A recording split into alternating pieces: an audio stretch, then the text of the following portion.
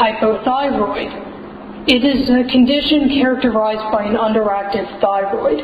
The thyroid gland is a butterfly shape and is in the area of your throat. One of its primary functions is a regulation of metabolism. It is estimated that 1 in 10 Americans have a thyroid disorder. This comes from the source armourthyroid.com. Hypothyroidism can cause a loss or decrease in sexual desire in addition to other sexual problems.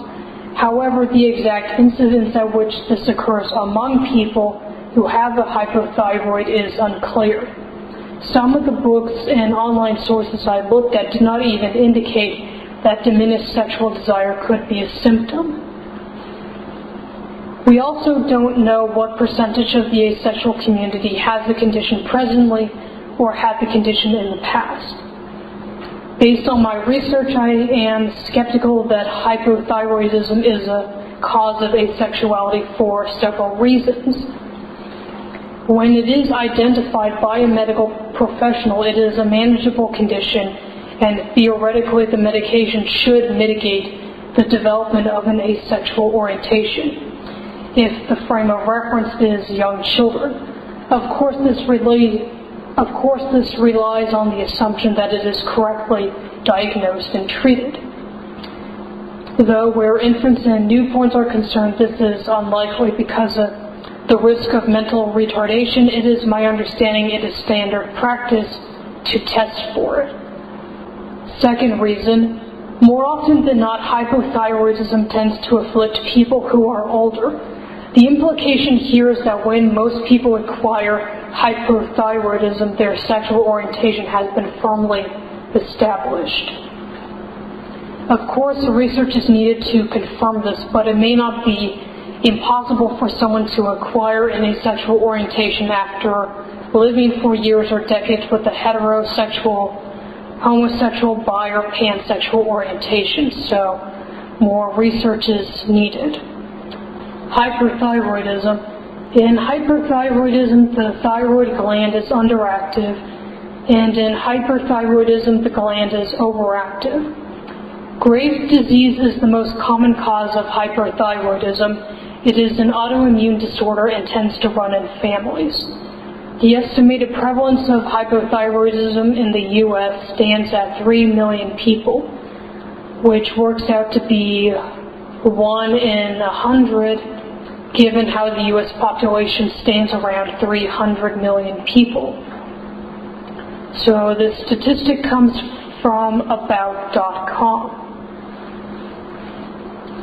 Like hypothyroidism, it is not unheard of for hyperthyroidism to afflict young children and even infants, but it is still the case that it tends to show up in older adults, which ought to raise questions about the ability of this condition to form the basis of an adequate explanation for the existence of asexuality.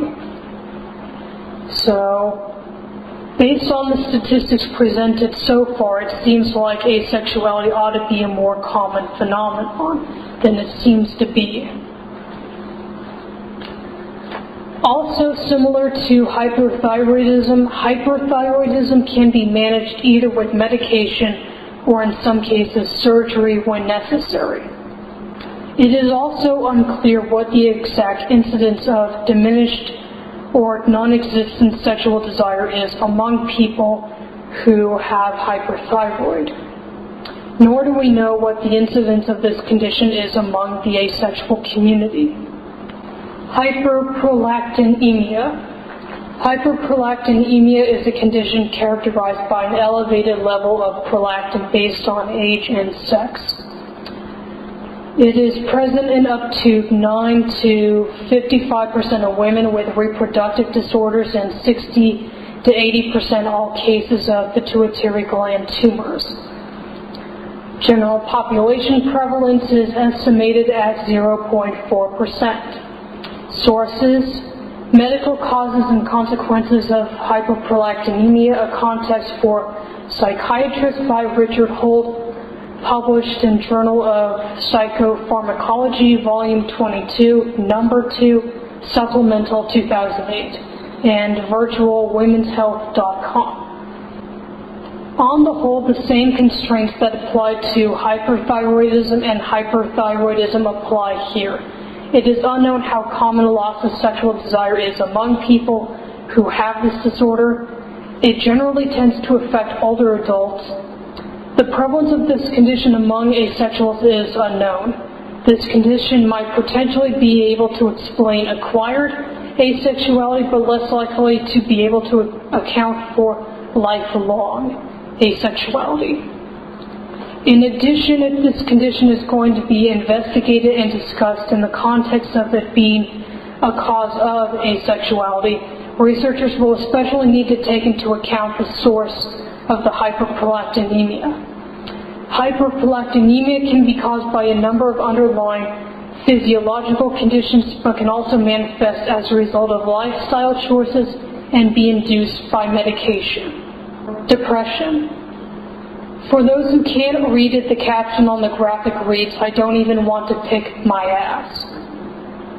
So, lifetime prevalence, dysthymic disorder 6%, bipolar 1 0.4 to 1.6, bipolar 2 0.5%, major depressive disorder, estimated prevalence 10 to 25% women, 5 to 12% men, 1 year prevalence, any mood disorder 7.1 to 11.1%. So my sources of information, I took a class that discussed mental health, so my sources come from that as well as doing research online.